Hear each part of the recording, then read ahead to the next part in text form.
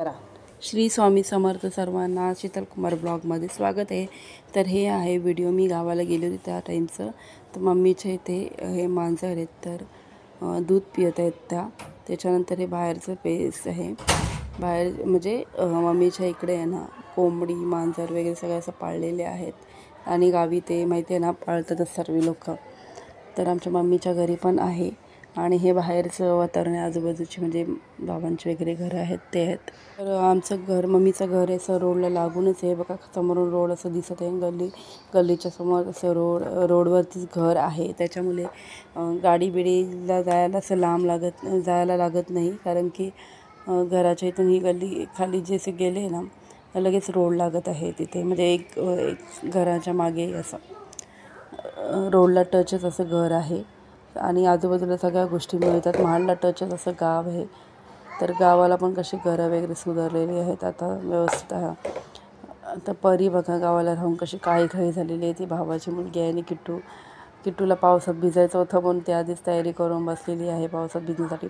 तर तिकडे समोर ते मंदिराचं कळस दिसतंय ना, तिकडे ते गावामधलं मंदिर आहे, दत्त महाराजांचं मंदिर आहे आमच्या गावामध्ये।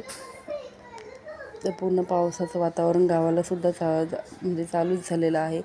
सकाळचं ऊन असतं तर संध्याकाळचं पाऊस चालू असतं। हे चिल्ली पिल्ली सगळे परी आलेत, त्याच्यामध्ये ते पावसाची वाट बघत आहेत खेळण्यासाठी।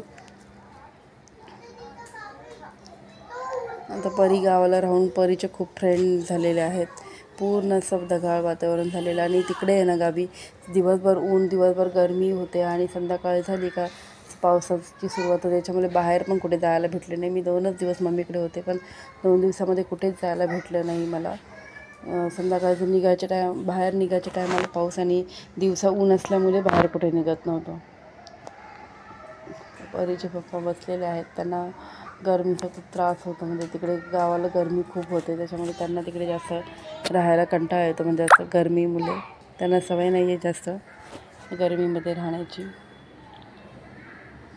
तर काय खेळायचं काम चाललेलं आहे। त्याच्यानंतर दुसऱ्या दिवशी सकाळीच म्हटलं संध्याकाळी पाऊस येतो म्हणून आम्ही सकाळीच माझ्या मैत्रिणीला भेटण्यासाठी खास आम्ही जाणार होतो। तर आम्ही तिघी अशा मैत्रिणी आहे की एकदम बेस्ट फ्रेंड आहोत। तर ही पूजा आहे, ही माझी एकदम बेस्ट फ्रेंड आहे। आम्ही शाळेपासून ते म्हणजे लहानपणापासून शाळेपासून ते कॉलेजमध्ये सुद्धा आम्ही एकत्रच होतो। लग्न झाल्यामुळे आम्ही वेगवेगळे राहत असतो तरी आपण आमचे कॉन्टॅक्ट चालू आहेत, म्हणजे आम्ही अजूनसुद्धा एकत्र आहे। त्याच्यानंतर आम्ही माझी दुसरी मैत्रिणीला आम्ही भेटण्यासाठी गेलो होतो, कारण आम्ही ठरवूनच आलो होतो की या टायमाला तिला भेटायचं। गेल्या टायमालासुद्धा मी भेटली होती, पण तेव्हा पूजाला टाईम नव्हता, तर या टायमाला मी म्हटलं की एक दिवस म्हणजे माझी फ्रेंड आहे स्वाती, तिच्यासाठी काढूया, आणि आम्ही स्वातीला भेटण्यासाठी गेलो होतो। तर ही पूजा आहे माझी बेस्ट फ्रेंड, तिची बहीण आहे ती प्रज्ञा। तर ही आहे आमची तिसरी मैत्रीण, म्हणजे आम्ही 3 इडियट्स, आम्ही तिघीजणी एकत्र कॉलेजला होते। तर तिचं आहे किचन।